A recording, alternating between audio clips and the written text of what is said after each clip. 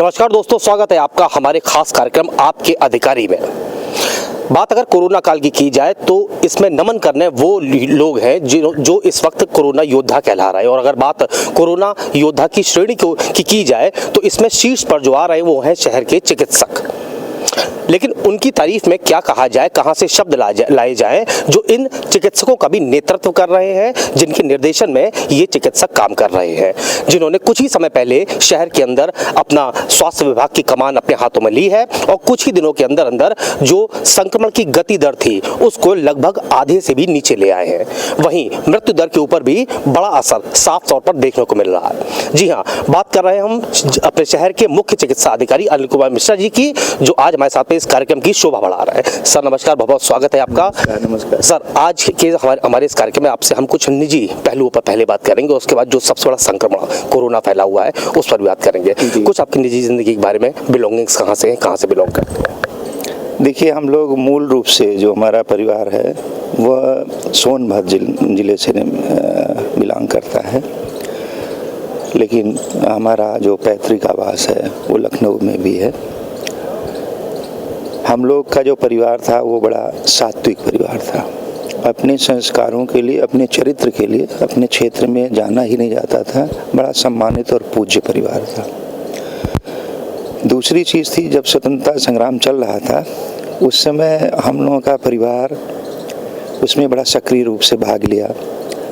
मेरे बाबा जो थे वो कई बार जेल गए उसमें, और उन्होंने अपना लगभग सारा जीवन वो उसके लिए स्वतंत्रता संग्राम में न्यौछावर किया। शिक्षा का बहुत महत्व दिया जाता था। जितनी भी हम लोगों के क्षेत्र की केवल पुरुष नहीं, उस ज़माने में ब्रिटिश पीरियड में भी जो लड़कियां थीं उनको भी हम लोगों के परिवार के लोगों ने पढ़ाया लिखाया, बड़ा किया। तो एक तरह से जो संस्कार का, चरित्र का जो बैकग्राउंड था उसको लेकर के उस परिवार से हम आते हैं, संस्कारिक परिवार से, चारित्रिक परिवार से। सर, अगर बात आपकी शिक्षा की जाए तो कहाँ से प्रारंभिक शिक्षा शुरू हुई और यहाँ तक का सफ़र कैसे तय किया, सीएमओ बनने तक का सफ़र, मेडिकल लाइन तक का सफ़र? बड़ा अपने आप स्वतः सारी चीज़ें होती गई। मेडिकल में आने के बाद मेरा MBBS हमने GSBF मेडिकल कॉलेज से ही यहीं कानपुर से किया। पोस्ट ग्रेजुएशन हमारा आपका किंग जॉर्ज मेडिकल कॉलेज इसमें कहा जाता था, अब वो यूनिवर्सिटी के रूप में तब्दील हो गया, उसमें हुआ। हमने एपिडेमियोलॉजी में स्पेशलाइजेशन किया, जिसको दिल्ली से किया। इसके बाद विदेश में जाकर के थाईलैंड से WHO की फेलोशिप मुझे 2 बार मिली, उसमें मैंने स्पेशलाइजेशन किया। PMS में आने के पहले मैं सेंट्रल गवर्नमेंट हेल्थ सर्विसेज में था और डॉक्टर राम मनोहर लोहिया अस्पताल से दिल्ली से हमने अपना शुरू किया चिकित्सा का कार्य। बाद में हमने वहाँ दिल्ली हमें जलवायु कुछ नहीं सूट की, तब तक मेरा यहाँ पब्लिक सर्विस कमीशन से यहाँ पर हो गया, तो मैंने यहाँ ज्वाइन किया और चिकित्सा अधिकारी के रूप में मेरी सबसे पहले पोस्टिंग हुई बलिया में। बलिया के बाद रायबरेली गए। रायबरेली में मेडिकल अफसर इंचार्ज के रूप में कार्य किया हमने। इसके बाद नगर स्वास्थ्य अधिकारी के रहे 6 साल तक। फिर मैं डायरेक्टरेट में महानिदेशालय में आ गया, वहाँ पर मैंने कार्य किया। वहाँ के बाद मैं WHO में चला गया। मैं मध्य प्रदेश का स्टेट रूप में कंसल्टेंट एडवाइजर के रूप में मैं देखता रहा वहाँ पर। फिर वहाँ से वापस आया तो डायरेक्टरेट में आए। फिर NHM में, नेशनल हेल्थ मिशन में करीब 11 वर्ष मैं महाप्रबंधक के रूप में रहा। वहाँ के बाद फिर महानिदेशालय में गया, संयुक्त निदेशक प्रशासन और अन्य पदों पर रहा। इसके बाद जब आपका कोरोना काल आया तो मैं फिर नोडल अधिकारी के रूप में करीब 3 महीने से अधिक मैं बिजनौर में रहा और वहाँ से बिजनौर से ही मुझे शासन का आदेश मिला कि मैं सीधे यहाँ पर आऊँ और बिजनौर से मैं आपके बीच में कानपुर में आकर के यहाँ पर मैंने आपके बीच में है जो भी मुझे इस महामारी के दौर में जो भी दायित्व दिया गया है उसके निर्वहन का प्रयास पूरा कर रहे हैं। सर, कानपुर से आपका जुड़ाव पहले भी रहा है और की पढ़ाई भी। जी, कानपुर से आपकी पढ़ाई हुई है, पर जुड़ाव पहले भी रहा है। दोबारा कानपुर आने का मौका मिला है। कौन कौन सी ऐसी चीज़ें हैं जो सबसे ज़्यादा पसंद है आपको कानपुर की? कौन कौन सी ऐसी जगह है जहाँ पर जाना पसंद है, जहाँ घूमना पसंद है? क्या देखिए, सही मामले में तो आप कहिए कि हम लोग जब उसमें पढ़ते थे तब तब भी आप जो मेडिकल कॉलेज का एक कल्चर होता था उसके अनुसार हर जगह जाना रहता था। कॉलेज के छात्रावास, चिकित्सालय, इसमें ये तो जब आपका शुरू से रचा बसा है। इसके अतिरिक्त मैं उसमें आध्यात्मिक थोड़ा सा मेरा रुझान था, और मैं जब 3rd ईयर में था तो यहाँ से आपका करीब 60-70 किलोमीटर दूर है, ये कौनहा स्थान पड़ता है। आप वहाँ पे एक मौनी बाबा जी रहते थे, वहाँ मुझे प्रोफेसर वहाँ पर ले गए, उनसे मिलाए। तो मैं 3rd ईयर में चला गया कि मैं अब साधु बनूंगा, मैं पढ़ूंगा नहीं। वो 15-20 दिन में वहाँ रहा। 15-20 दिन के बाद जब मुझे उनको मालूम हुआ, वहाँ के जो मौनी बाबा जी थे, तो उन्होंने कहा कि उन्होंने बुरा माना, कहा कि तुम्हारा यह जन्म जो हुआ है वो कर्म योग के लिए हुआ है। इस जन्म में तुम्हें कर्म करना है, तुम यहाँ से वापस जाओ, तुम्हें सन्यासी नहीं बनना है, बल्कि सन्यासी की तरह कर्म करना है। ये उन्होंने किया। तो फिर मैं आया, मैंने पढ़ाई शुरू किया, फिर MBBS किया, फिर हमने पोस्ट ग्रेजुएशन किया, फिर स्पेशलाइजेशन किया, और इसके बाद आपका जो आप देख रहे हैं उसमें। तो यहाँ का लगभग हर जगह मुझे पसंद है, लेकिन जो शांत जब से आए हैं, पहले क्या था हर जगह, तो इस समय तो आप देख रहे होंगे कि करीब हमारा सवेरे से जो 9 बजे शुरू हो जाता है जिलाधिकारी महोदय के साथ हमारा जॉइंट इंस्पेक्शन, रात को करीब हम 12-1 बजे अपने आवास पर आ पाते हैं। तो लगातार 15 घंटे 16 घंटे कार्य करने के बाद कुछ अभी तक हमको लगता है कि जब मैं लखनऊ अपने आवास पर यहाँ 2.5 महीने आए हुए नहीं जा पाए, तो दूसरे पर अभी तो देखने की स्थिति नहीं है कि कोई देखें। अभी बस एक उद्देश्य है कि कैसे हम कानपुर को कोरोना महामारी से बाहर निकालें। और इसमें चूँकि बरसात हो गई है, डेंगू की भी समस्या है, तो इन दोनों को मिला करके कैसे निकालें। हमारे जो माननीय मुख्यमंत्री के जो निर्देश हैं, प्रशासन का जो निर्देश है, तो यहाँ का कमिश्नर साहब का, डिस्ट्रिक्ट मजिस्ट्रेट का, अन्य पुलिस अधिकारियों का, DIG साहब के, और अपने स्वास्थ्य विभाग के सारे लोगों के सहयोग से मैं इसमें लगा हूँ कि कैसे इस चीज़ को इनको वापस ले आ जाए। तो इसमें मैं कुछ देख ही नहीं पा रहा हूँ कि क्या अच्छा है, क्या हम लोग पहले पसंद था। और उम्र के साथ देखिए अंतर पड़ता है। उस समय की उम्र अलग थी, अलग चीज़ें पसंद थी। इस समय की उम्र और सोच अलग है, तो अलग चीज़ें पसंद होंगी। लेकिन इसमें कहीं ना कहीं अच्छे लोगों का साथ, कुछ जहाँ जो प्रकृति के करीब के स्थान है, और जहाँ थोड़ा सा आध्यात्मिक पुट है, वो मुझे पसंद आता है। बाकी तो सारा रोजमर्रा का काम है।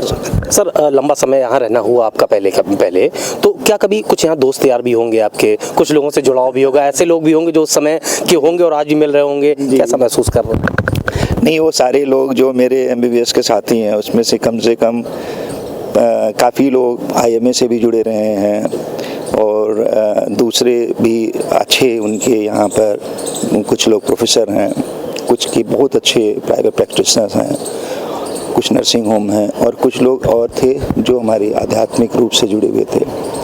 मैं जब से आया हूँ तब से वो लोग कोशिश करते हैं, कभी कभार किसी से मुलाकात 2-4-5 मिनट के लिए हो जाती है, लेकिन वो लोग भी महसूस करते हैं कि इसमें जो व्यस्तता है थोड़ा सा उसे कम हो तो मिला जाए, लेकिन प्रेम उतना ही है। और मेरे यहाँ आने के बाद, मैं सही बताऊं तो मैं बिजनौर में जब था, मुझसे ये हुआ तो मैं नहीं आना चाह रहा था मुख्य शिक्षा अधिकारी के रूप में।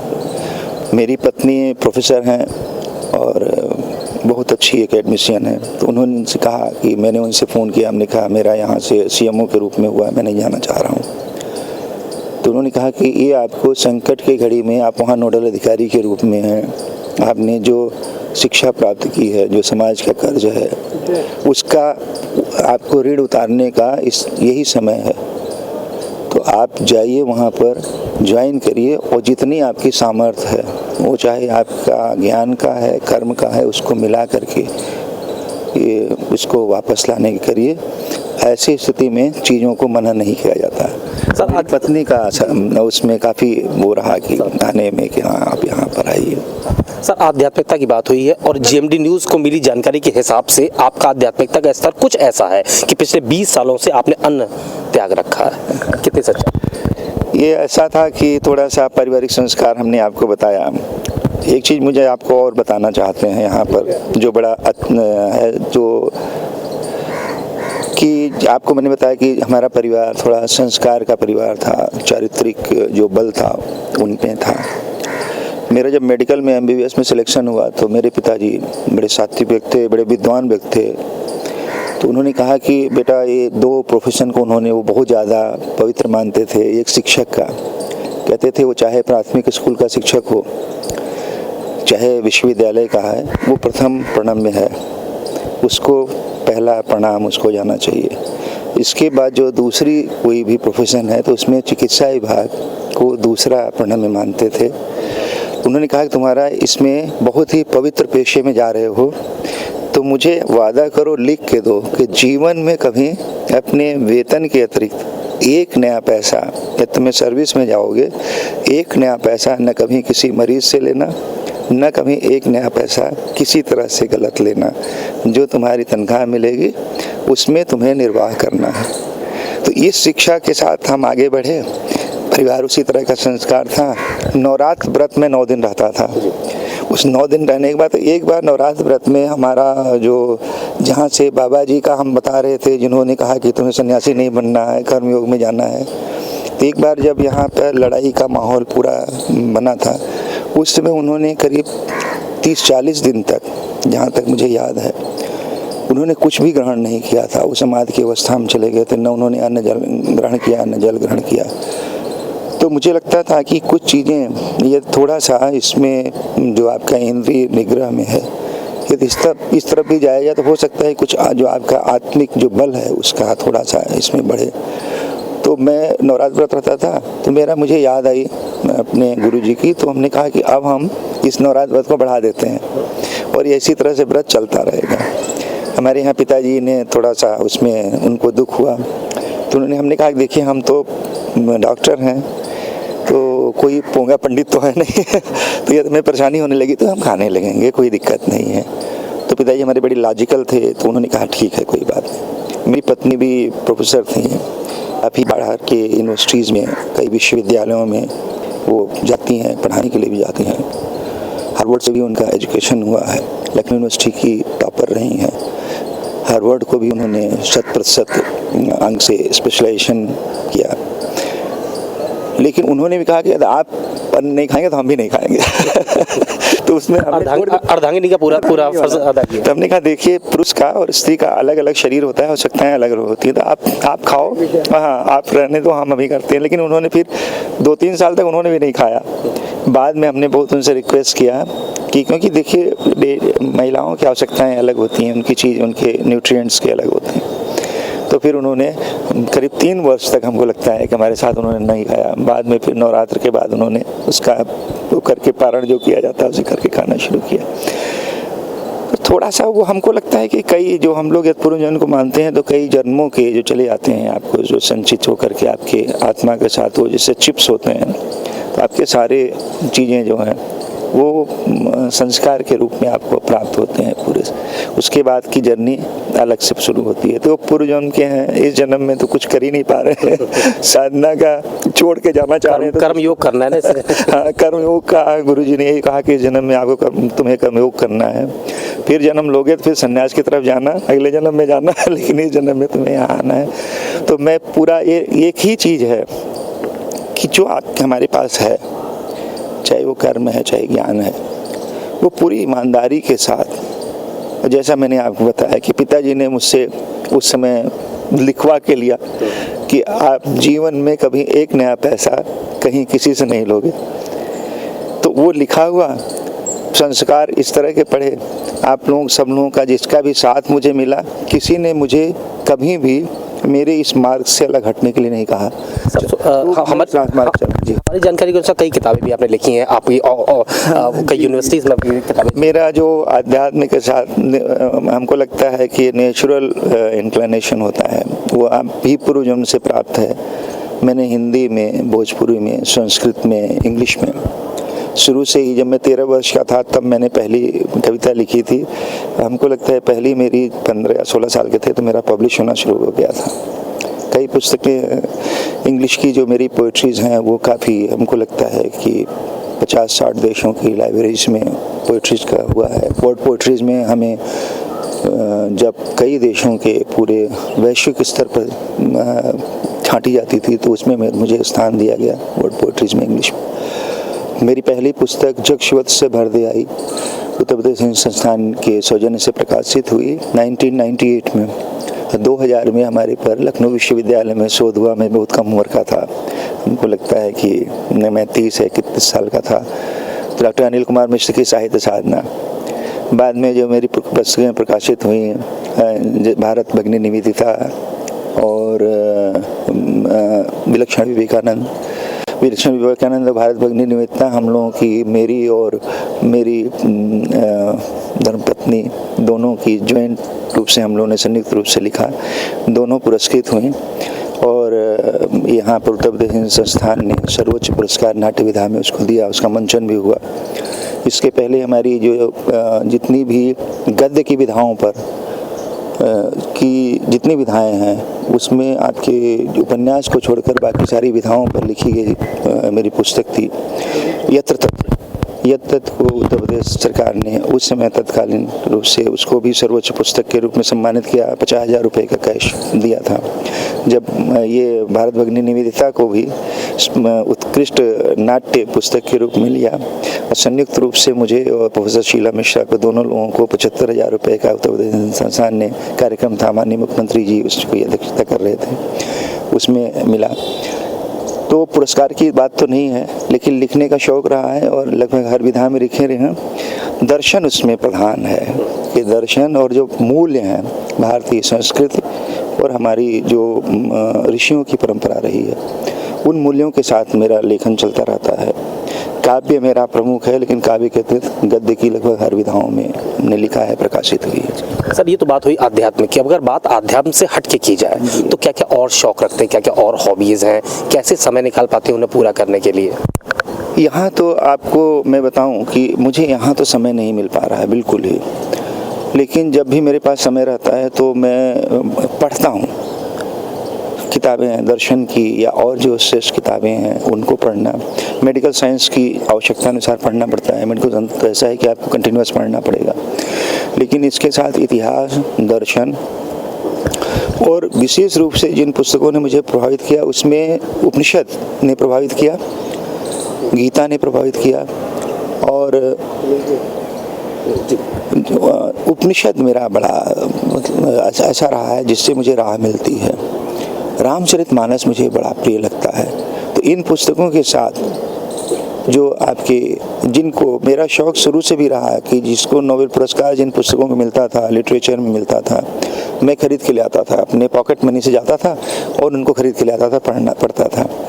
उनके बाद मुझे थोड़ा बहुत यदि संगीत का शौक है तो उसको हारमोनियम थोड़ा बहुत बजाने का है। तो कोरोना काल से थोड़ा सा समय नहीं मिल पाता। सर, ये तो आप कुछ निजी ज़िंदगी के बारे में बातचीत हुई। अब अगर बात कोरोना संक्रमण काल की जाए, जैसे समय डेंगू भी फैला हुआ है, तो सर अगर बात इसकी की जाए तो किस तरीके से आगे प्रयास होंगे? हालांकि बड़े अच्छे प्रयास हुए और सफलता भी मिली है, काफ़ी दर जो कोरोना की है संक्रमण कम हुई है। आगे किस तरीके के प्रयास? आपने देखा होगा कि हम लोग 3 स्ट्रेटजी जो होती है कि ट्रैक करना, कोई भी चीज़ है कहीं भी किसी को जो पॉजिटिव का कांटेक्ट है या किसी में सिम्टोमेटिक है उसको हमने ट्रैक किया। ट्रैक करने के बाद टेस्ट करना, और टेस्ट करने के बाद यदि वो पॉजिटिव है तो उसको या तो होम आइसोलेशन करें या तो फैसिलिटीज़ में लाएं।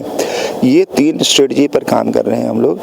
और इस समय जो मेन फोकस है कि हमारा जो RRTs का, आपने देखा कि हम लोगों ने आने के बाद 40 RRTs का गठन किया, जो मोबाइल के 40 के साथ आपके गाड़ियाँ उनके साथ हैं, उनके मेडिकल अफसर हैं, LTs हैं, सारी चीज़ें। तो उनका जांच करना और जांच करने के बाद उनको सही समय से होम आइसोलेशन करने लायक है उनको होम आइसोलेशन कर देना, और जो होम आइसोलेशन है उनको फैसिलिटीज़ पर भेजना। इसके बाद हमारा एक फोकस और है कि जितने होम आइसोलेशन के लोग हैं उनको प्रतिदिन कम से कम 2 बार उनको फ़ोन जाना कि अगर आपको कोई समस्या तो नहीं हो रही है। आपने देखा कि इधर जो CFR है आपके केस फर्टिलिटी रेट, उसमें भी कमी आई है। तो वो लगातार हमारा डिस्ट्रिक्ट मजिस्ट्रेट साहब दोनों लोग ज्वाइंट इंस्पेक्शन, माननीय मुख्यमंत्री जी का निर्देश था कि जिलाधिकारी और मुख्य चिकित्साधिकारी संयुक्त इंस्पेक्शन रोज करेंगे फैसिलिटीज़ का।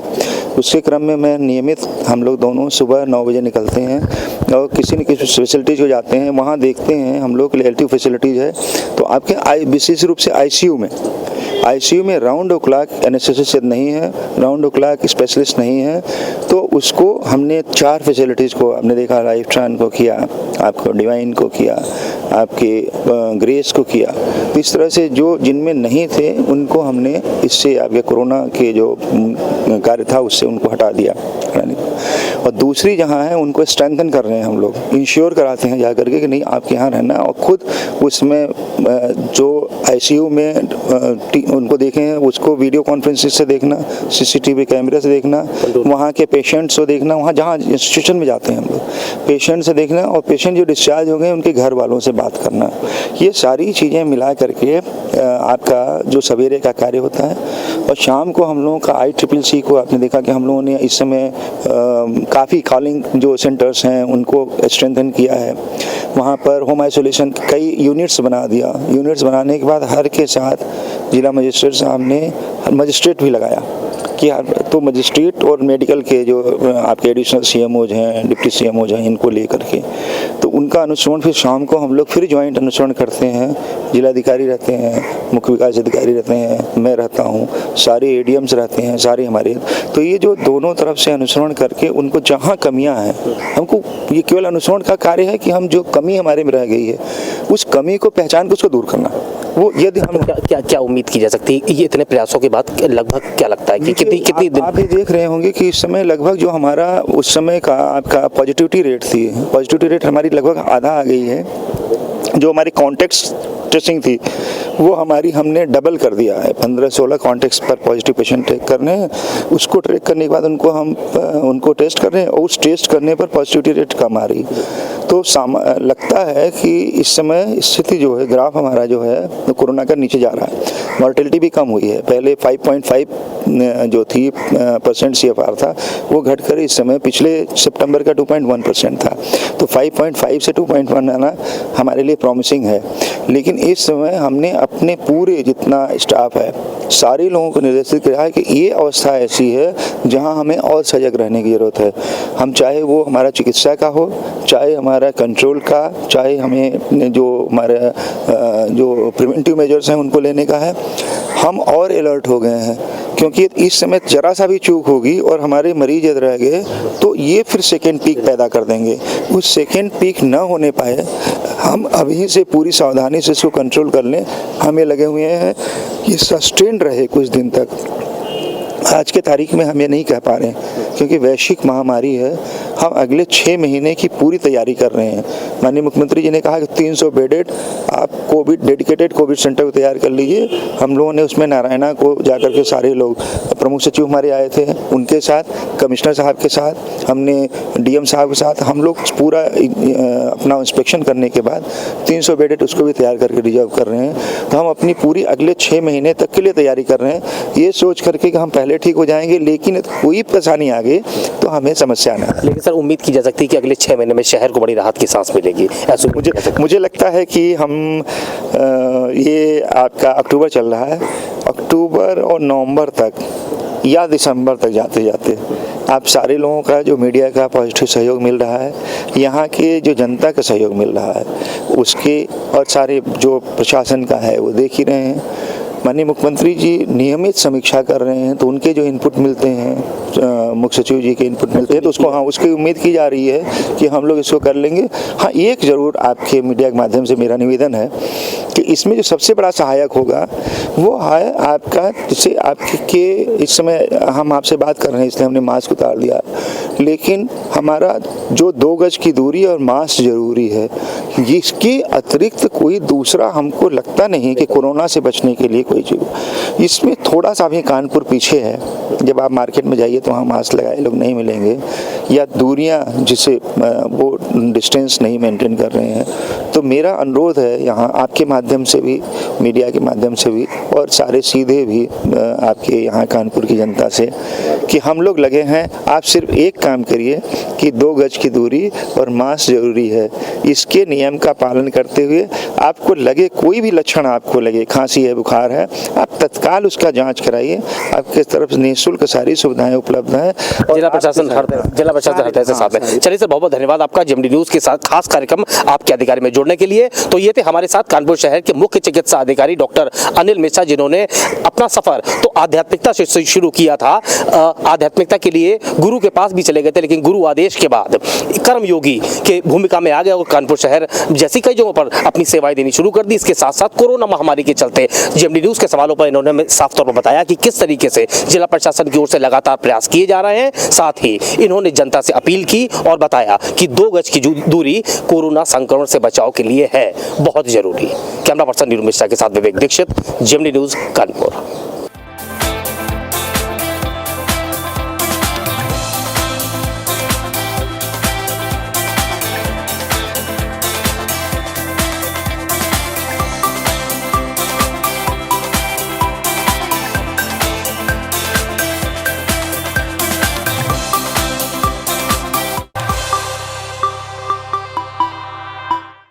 हम मांगेंगे हर सवाल का जवाब,